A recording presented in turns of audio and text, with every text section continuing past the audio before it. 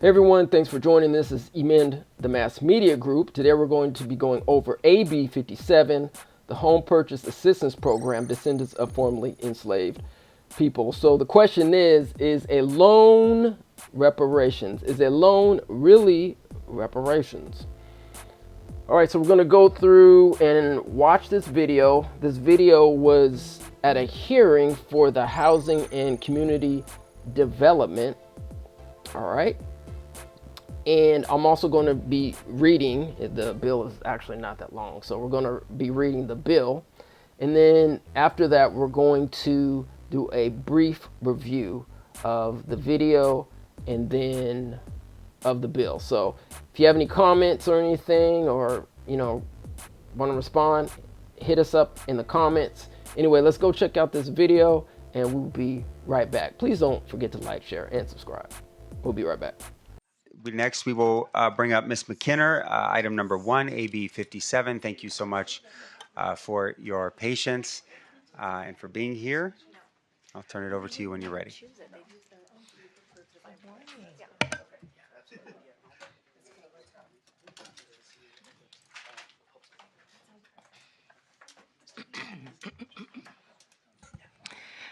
Good morning, members of the committee. I am here to present AB 57, a bill that addresses systemic inequities of home ownership by reserving a portion of funds in the California's Home Purchase Assistance Program for the descendants of formerly enslaved people. The legacy of slavery and systemic racism has created significant disparities in home ownership, with descendants of formerly enslaved people lagging behind white households by 30 percentage points. Discriminatory practices such as redlining and racial covenants have long excluded these communities from home ownership, contributing to a wealth gap. AB 57 addresses these inequities by ensuring that descendants of formerly enslaved people are specifically included in California's Home Purchase Assistance Program. This bill provides housing assistance and is a crucial step in addressing the ongoing impact of slavery and systemic racism on home ownership. This bill is not only about fairness and justice, but also about strengthening California's economy, creating a more equitable future, and creating increasing home ownership opportunities for all. With me today to testify in support for this bill is Tanisha Herring, representing the California-Hawaii State Conference NAACP. Good morning, Mr. Chair and committee members. My name is Tanisha Herring, and I have the pleasure of serving as the State Conference's Government Relations Specialist. AB 57 has our overwhelming support as it aims to address historical disparities in home ownership by allocating at least 10% of California's Home Purchase Assistance Program funds to applicants who are descendants of formerly enslaved people. By specifically allocating funds to descendants of formerly enslaved individuals, AB 57 acknowledges and seeks to rectify the systemic barriers that have historically prevented said descendants from accessing homeownership opportunities. California has an opportunity to lead in repairing past wrongs by implementing policies that advance equity. AB 57 is a direct response to the calls for justice and fairness for economic opportunity. Home ownership is a key driver of wealth accumulation. This bill facilitates economic empowerment, contributing to closing the wealth gap, and increased home ownership translate into more local investment, higher tax revenues, and economic benefits for neighborhoods. This bill is a step towards reparative justice, recognizing the lasting impacts of slavery, segregation, and discriminatory housing policies that have hindered home ownership for generations. Direct home ownership assistance is a tangible and meaningful way to begin addressing these harms. Opponents may argue that offering targeted assistance is unfair, claiming that all home buyers should be treated equally. However, this argument ignores the fact that past housing policies were intentionally designed to exclude the families of descendants of formerly enslaved people from home ownership opportunities. Policies like redlining, restrictive covenants, and discriminatory lending were not about equality. They were ensured that true equality were never an option to begin with. The deep disparities in home ownership today are a direct result of those policies. The historical denial of equality, in addition to its residual effects, have led to today's call for equity. AB 57 is the direct and corrective response to that call. And I ask for your aye vote on this bill. Thank you. Thank you. Are there other folks who are here in support of this bill? Great. Just name, affiliation, and position. Brandon Green, Western Center on Law and Poverty, in support of the bill. I'm also authorized to give a Me Too on behalf of Bar High. Thank you. Great. Thank you. Hi, Eric Paredes on behalf of the California Faculty Association, stand in strong support. Thank you. Good morning, Theodore Patton. I support the bill as well. Thank you. Thank you. Is there anyone here in opposition to the bill?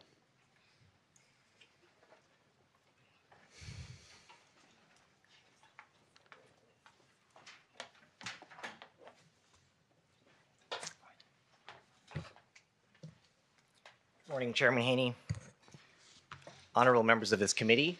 My name is Andrew Quino, and I'm an attorney at Pacific Legal Foundation.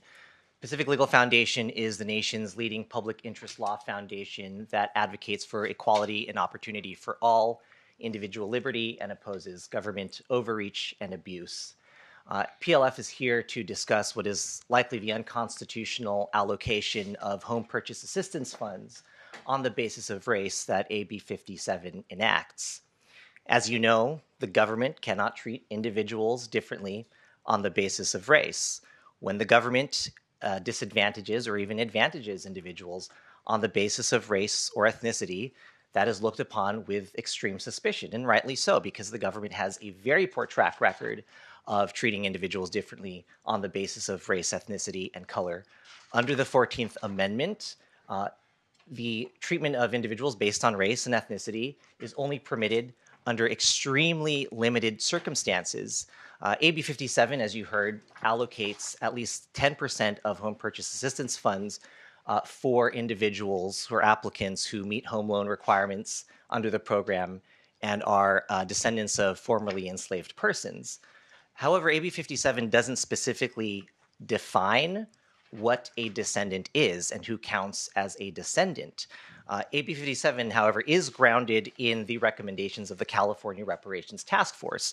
The task force recommended that the community of eligibility for reparations should be defined as follows: an individual being a Black descendant of a chattel enslaved person or a descendant of a free Black person living in the United States prior to the end of the 19th century.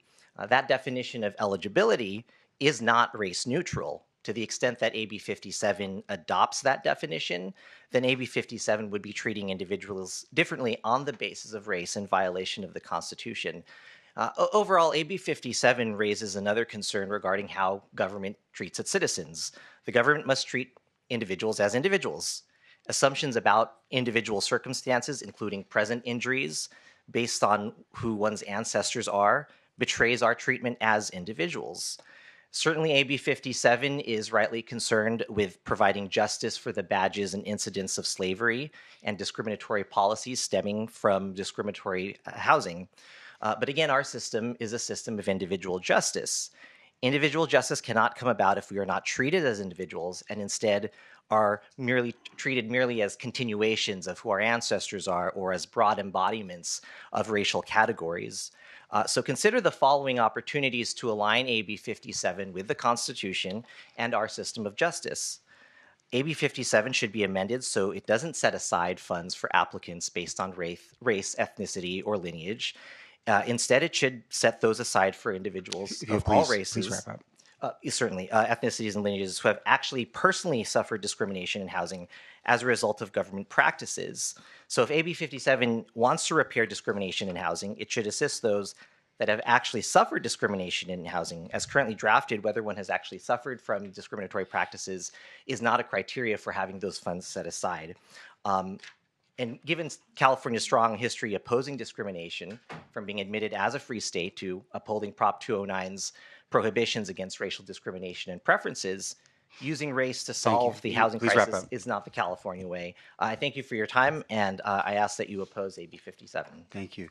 Are there other folks who are here in opposition to the bill? Not seeing any. I'll open it up to the committee. Move the bill. We've got a motion. Second. Mr. Calra and then Ms. Avila Farias. Thank you, Mr.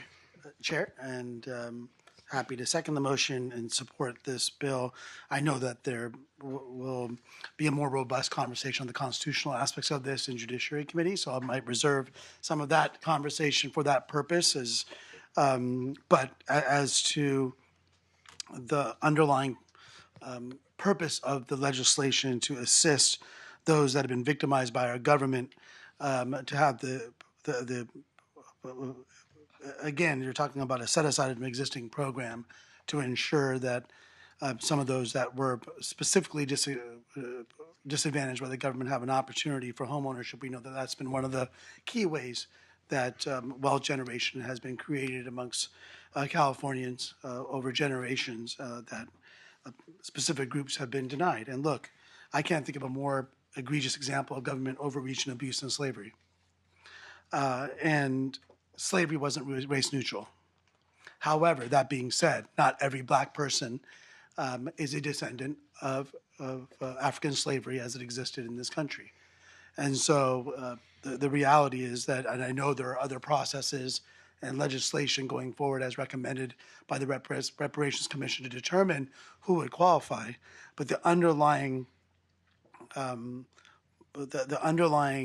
of sentiment here and policy reasoning behind this is to ensure that we are making up for the harms that the government created over many generations. Easy to speak of individual freedom and being free from government overreach when your ancestors weren't impacted by government overreach and abuse. And so I look forward to the continued conversation, certainly in Judiciary Committee. If this passes today, I certainly am going to vote for it. We'll encourage all of our colleagues to do the same to continue this very important conversation. Thank you so much.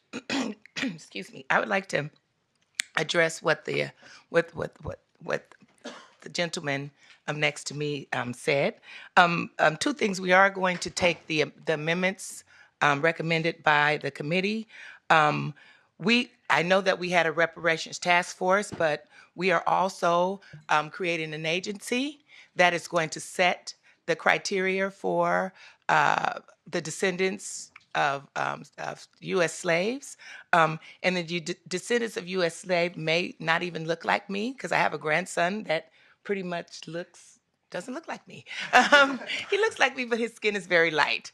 And so he's a mixed kid. So he's also a descendant of slaves. So all of us, it won't be just black people. I don't think that's going to be dark-colored black people that are going to be rewarded as a descendant of U.S. slaves. So the issue of that they'll all look like black people, I think that's going to be false. But I just wanted to address that and to also say that I'm going to take the amendments. Thank you. Thank you. Ms. Avila Farias. Thank you so much, Chair, and I'm very excited to hear your bill. I have a few questions. Number one, were you able to connect with the California Housing Finance Agency board or the executive director on this bill? Mainly because that is a board that I came off from in my previous life, and we spent the board and myself are very committed to building black wealth in California, and it should be a national model as well. And I really feel that this bill really fits into the black wealth homeownership program that was established by CalFHA. And just to give you a snippet of it, so the homeownership has been the most effective way for Americans to build wealth, which can be passed down from generation to generation. It also stabilizes communities and provides access to education and access to employment opportunities. However, not all Americans have had the equal opportunity to build wealth through homeownership. Historical discrimination through exclusionary housing policies and practices, plus dwindling supply of housing and a variety of factors that have limited black families from purchasing homes. I share that with the committee because that really is the umbrella and the crux of what we are trying to fix through housing policies, fix through economic funding mechanisms. And so if you are open to a friendly amendment, because I would love for us to build on the Black Wealth Program that we created as a board at the California Housing Finance Agency to fulfill those goals. And they're funded by tax credits, and so trying to figure out an allocation and already a crunch tax credit market. But I do think we should have a visit, and I'm happy to facilitate that so that we can strengthen the bill to comply not only with fair housing, but to build on the momentum of the Black Wealth Homeownership Program that has already been embodied by the board, and I know this bill will be embraced by the board. So I'd love to help you work through that if you are amendable to that, but I'm very supportive of it because I do feel that the Black Ownership Initiative under the Black Wealth Program would fit under there and be an initial bill for this program. Thank you so much for your offer, and I'd love to talk to you further about that. But this is, if we just say that it's a Black Wealth Program, then we're looking at Prop 209. So we're really, really looking at this as the descendants of U.S. slaves, and the descendants of U.S. slaves are not all Black colored. And so we have to go back and really look at that. But I'd also like to work with you to see how we can maybe work together on this. Thank you. Thank you. Mr. Patterson. I think this is where I get in trouble, you know. Never. You know, last year, I think I might have been one of the first Republicans to support a bill in this committee that Senator Bradford had that essentially would have compensated people who had their homes taken from them under market value based on their race. So in not my lifetime, but maybe in my parents' lifetime, we've had actual examples of where the government has come in and taken wealth from people, and they're still recovering from that, and not been fairly compensated. And I think that's anytime somebody's not compensated for their property when the government takes their property is gross. But also in this area in particular, I don't represent Sacramento, but I represent the Sacramento portions of this greater region where during the World Wars, people of Japanese descent were taken out of their homes and lost their property and lost everything. And at some point, there ought to be compensation for that as well. I know people who've been victimized by that today, and that was maybe not, I mean, that was based on nationality, very direct from the government, again, in a time that people that I know remember. I think I think it's very smart to talk about descendants of slaves rather than the color of skin. I think that is I've noticed that in the dialogue as we've gone through this year in the legislature. I'm not sure it's quite well defined on how that would be. I know there's other legislation that would do that on how that's determined. And I think it's something, I really enjoyed the debate, by the way, in committee between you and Assemblymember Jackson. It was just interesting sitting there, although I wish I wasn't sitting there because it was a very, that committee meeting, higher ed, good God, don't ever put me on that committee, Mr. Speaker. But it was a very interesting debate. And so I really like these conversations. I think this is a good year to have them. I think this bill, I do have some concerns with I'm still interested in the debate, is what I'm saying. I have some concerns regarding Prop 209 and the vote, the public has made recently, but I am interested in the conversation going forward. I think if the bill can also, I think about 6% of California's population is Black, is that correct? Or identifies as African American. So this isn't like out of the realm. This isn't like crazy, I think that if all of this money was going to, wealthy white people, that would be a problem. So I think it's sort of it's a fair debate to have, and I think we should continue to have it. I don't think we're quite dialed in there yet for me to support it, but I'd like to continue this conversation. It's been informative for me. And I'm sure there'll be a lot more politics and policy discussions on all these bills moving forward. But thanks for bringing it today, and I look forward to more of this debate. Well, thank you so much. This is a part of the California Legislative Black Caucus's reparation package. And if there wasn't a bill that would make my API brothers and sisters whole, I would be right there. I am also always the first one to step up to make my Latino brothers and sisters whole, my women whole, my LGBTQ people whole. Whenever there's a chance and there's inequity, I'm always the first one to speak up, as you all know. I do have quite a big mouth. And so, and when you talk about it's not that it's interesting that the descendants of U.S. slaves don't all look black. It's like I said, I'm going to bring my beautiful little grandson around and show you how he looks. And you've seen him; he's quite handsome, and he, you know, people wouldn't necessarily know that he was black. And so, but he is still a U.S. descendant of slavery, and so. That's that you can't always see it is my point. Thank you. Thank you, Ms. McKinnon. Do you want to close, or was that your close? Either way. That was my close, and I respectfully ask for your aye vote. Great. Thank you so much. We have a motion and a second, and thank you again for working with the committee and for your leadership on this critical issue and for your solidarity and consistency as well. And I'm very happy and proud to support this bill. If we can go ahead and take a roll call vote. Motion is due pass as amended to the Assembly Committee on Judiciary. Haney? Aye. Haney, aye. Patterson? Not voting. Patterson, not voting. Avila Farias? Aye.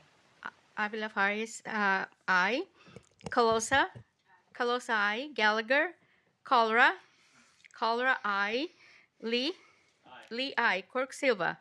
Cork Silva, aye. Ta? Not voting. Ta, not voting. Weeks? Wilson? 4, 5, 6 to 0. 6-0. We'll keep that open for absent members. Thank you. We'll invite up Ms. Pellerin, and before we hand it over to her, if we could take a vote on the consent calendar, please.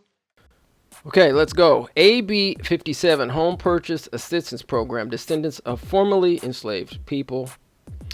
Introduced by Assembly Member McKinnon. Co-authors Assembly Members Bonta, Bryan, Elahawari, Gibson, Jackson, Ransom, Sharp, Collins, and Wilson. I believe that's all. Members of the CLBC, the California Legislative Black Caucus. Co-authors Senators Senators Richardson, Smallwood, Cuevas, and Weber Pearson. They are also members of the CLBC. December 2nd, 2024. AB 57 as amended, McKinnon Home Purchase Assistance Program, Descendants of Formerly Enslaved People. Existing law establishes the California Housing Finance Agency in the Department of Housing and Community Development and authorizes the agency to, among other things, make loans to finance affordable housing, including residential structures, housing developments, multifamily rental housing, special needs housing, and other forms of housing as specified. Existing law requires the agency to administer a home purchase assistance program for the purpose of assisting low and moderate income home buyers to qualify for the purchase of owner-occupied homes as specified. Existing law establishes the Home Purchase Assistance Fund, which is continuously appropriated for expenditure pursuant to the program and deferring the administrative costs for the agency. Existing law requires on and after July 1st, 2016, unobligated amounts remaining in any fund established for specified purposes to be transferred to the fund for expenditure by the agency for the purposes of the program. This bill would require that at least 10% of the monies in the fund to be made available to applicants who meet the requirements for a loan under the Home Purchase Assistance Program and are descendants of formerly enslaved people. Vote majority. Appropriations no. Fiscal Committee yes. Local program no. The people of the state of California do enact as follows. Section 1, Section 51344 is added to the Health and Safety Code to read 51344. At least 10% of the monies in the fund shall be made available to applicants who meet the requirements for a loan under the Home Purchase Assistance Program and are descendants of formerly enslaved people. So now that you've seen the video and we read the legislation, let's go ahead and do a brief review. So the question is a loan reparations? Let's look at a definition of what a loan is. A loan, a thing that is borrowed, especially a sum of money that is expected to be paid back with interest. An example is, quote, borrowers can take out a loan for $84,000, end quote. Verb, lend a sum of money or item of property. Example, quote, the word processor was loaned to us by the theater, end quote. All right, so we're going to ask ChatGPT if you actually have to pay back reparations. So let's ask ChatGPT, shall we? Do you have to pay back reparations? Let's see what that says. No. Reparations are typically considered compensation for past harms and injustices rather than a loan or debt that needs to be repaid. They're usually distributed as direct payments, social programs, land grants, or other forms of redress, without the exception of repayment by recipients. The specifics of any reparations program would depend on the policies set by the governing body or organization implementing them. Would you like to discuss historical examples of current proposals related to reparations? Maybe next time. But thanks, ChatGPT. And then there's the chair of the Housing and Development Committee, Matt Haney. I swear he looks like Matt Damon. I don't know. They might be relatives or something. Could be wrong. I don't know. And then you got your boy here, Andrew Quino of Pacific Legal Foundation. I swear he just be showing up now. Anything dealing with descendants formerly enslaved, freedmen lineage, he just be popping up now. So I don't even know what's up with that. But anyway, I think we've come to the conclusion that a loan is not reparations and reparations is not a loan. So go ahead, hit that bell for notifications, like, share, and subscribe to your #1 source of reparations and news. And we will see you next time. As always, peace and reparations.